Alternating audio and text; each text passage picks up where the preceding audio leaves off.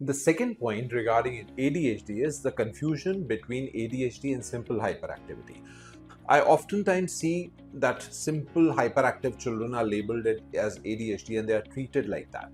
So then how do you differentiate between simple hyperactivity and ADHD? कोई बच्चा बहुत चंचल है, hyperactive है, उसको ADHD है या नहीं, हम कैसे diagnose करेंगे? So the simple test is, can this child sit and concentrate when there is something of interest? If there is a strict environment, if the child can sit and concentrate if there is a strict environment, or if there is something of interest, so that child is hyperactive, not ADHD. Why? Because in ADHD the issue is of control, in hyperactivity the issue is of energy.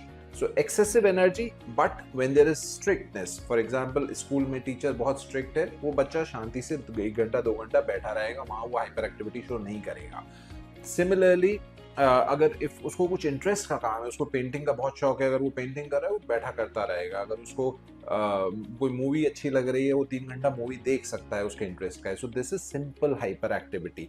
But the moment they are free और they are in a relaxed environment, they become hyperactive. Hyperactivity is a issue of parental control as well as excessive screen time and excessive carbohydrates and sugar.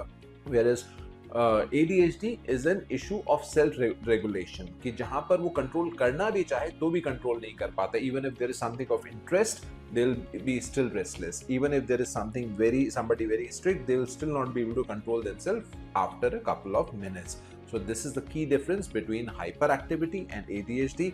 Always remember this key difference.